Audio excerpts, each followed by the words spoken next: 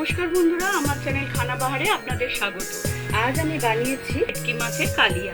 চলুন দেখে নিই কিভাবে রান্নাটা করলাম।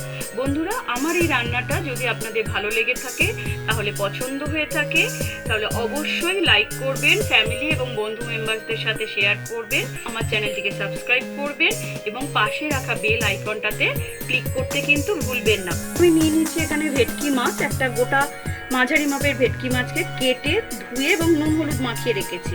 নুন হলুদ মাখানোর পরে মিনিমাম অন্তত হাফ অ্যান আওয়ার সেটাকে রাখতে হবে। যদি সেটুকুও সময় না থাকে অন্তত 15 মিনিটস রাখতেই হবে।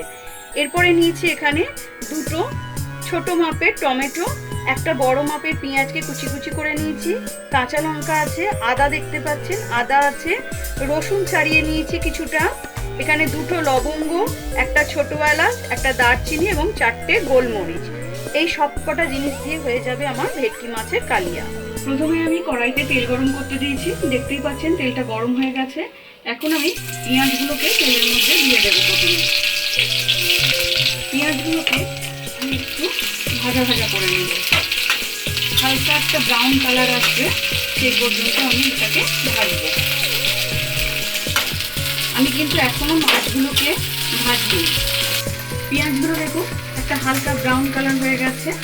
এখন আমি কেটে রাখা দুটো টমেটো এর মধ্যে দিয়ে দিচ্ছি, আদাটা দিয়ে দিলাম, রসুন কুচিগুলো দিয়ে দিলাম, আর যে দারচিনি, লবঙ্গ, ছোট এলাচ আর গোলমরিচ নিয়েছিলাম সেটাও দিয়ে দিলাম এবং কাঁচা লঙ্কাটাও দিয়ে দিলাম। দিয়ে সবকটা মশলা আমি এটাকে ভালো করে ভাজবো, আঁচটাকে কমিয়ে দেবো। এর মধ্যে এখন আমি একটু হাফ টিস্পুন মতো নুন দিয়ে দিলাম যাতে টমেটোটা গলে যায়। আমি এটাকে ভালো করে 5 মিনিট পর্যন্ত ভেজে নেব।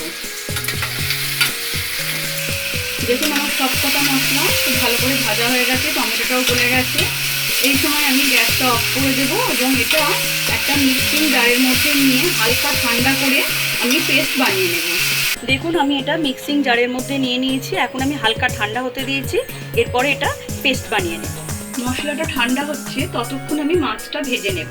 ওই মশলা ভাজা কড়াইয়ের মধ্যে আরও একটু সরষের তেল আমি দিয়ে দিয়েছি। এখন আমি মাছগুলোকে একে একে দিয়ে ভেজে নেব। যারা নতুন রান্না করছেন, হাতে করে মাছ কড়াইতে না দিয়ে এরকমভাবে খুন্তির সাহায্যে দিলে হাতে তেলটাও ছিটকে আসবে না এবং মাছটাও ঠিকঠাক দেওয়া হবে। দেখুন আমার মাছগুলো সব ওলট পালট করে ভাজা হয়ে গেছে ভালো করে। এবার আমি মাছগুলোকে তুলে নিই। মাছগুলো দেখুন আমি প্লেটে ভেজে তুলে নিয়েছি। ভেটকি মাছের কালিয়া বানানোর জন্য আমি মাছ ভাজা তেলের মধ্যে একটা তেজপাতাকে ছিঁড়ে দিয়ে দিলাম, একটা শুকনো লঙ্কা দিয়ে দিলাম। এবার এটাকে ভালো করে একটু ভেজে নেব। এটা ভাজা হয়ে গেছে। দেখুন যে মশলাটা আমি ভেজেছিলাম, পেঁয়াজ, আদা, রসুন সবকিছু দিয়ে ওটা পেস্ট বানিয়ে নিয়েছি। এখন এই পেস্টটা আমি তেলের মধ্যে দিয়ে দেব। আমি পেস্টটা দিয়ে দিয়েছি দেখতে পাচ্ছেন। এখন আমি 1/4 টিস্পুনের নুন দিয়ে দিচ্ছি, কারণ এর মধ্যে আগেই আমি নুন দিয়েছিলাম। আর সামান্য পরিমাণ 2-4 দানা চিনি দিলাম। চিনিটা অপশনাল, আপনারা চাইলে নাও দিতে পারেন, তবে চিনিটা দিলে একটা টেস্ট ভালো লাগে। এবার আমি মশলাটা ভালো করে কষিয়ে নিচ্ছি। এই মশলাটা কষানোটা খুব ভালো করে দরকার আছে, নাহলে কিন্তু রান্নার ভালো টেস্ট আসবে না। দেখুন মশলাটা থেকে তেল ছেড়ে দিয়েছে।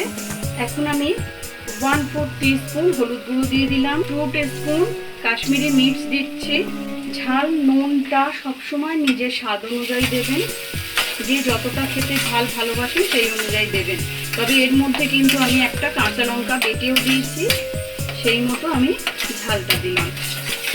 এখনো আমি এটাকে ধিমি আঁচে 5 মিনিট পর্যন্ত ভালো করে মশলাটাকে কষিয়ে নেব।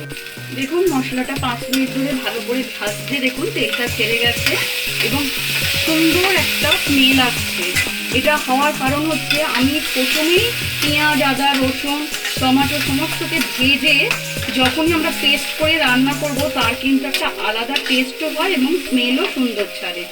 এরপর আমি যে কন্টেনারটাতে মশলাটা বেটেছিলাম সেই কন্টেনারটা ধুয়েই আমি জলটা এর মধ্যে দিয়ে দিচ্ছি। আমি এর মধ্যে আর এক্সট্রা করে জল দেবো না, আপনারা চাইলে দিতে পারেন। মশলাটা দেখুন ফুটে উঠেছে।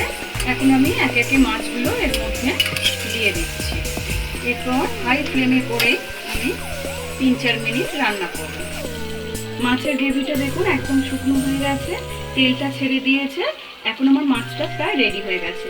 এখন আমি ওপর থেকে দুটো চেরা কাঁচা লঙ্কা দিয়ে দিলাম, দিয়ে এটাকে এখনো 1 মিনিট পর্যন্ত একটু রান্না করব, যাতে কাঁচা লঙ্কার টেস্টটা রান্নার মধ্যে এসে যায়। দেখুন আমার রান্নাটা পুরো কমপ্লিট হয়ে গেছে। এখন আমি এটিকে প্লেটে তুলে নেব। আমার ভেটকি মাছের কালিয়া রেডি হয়ে গেছে এবং আমি এটাকে সার্ভ করে দিয়েছি।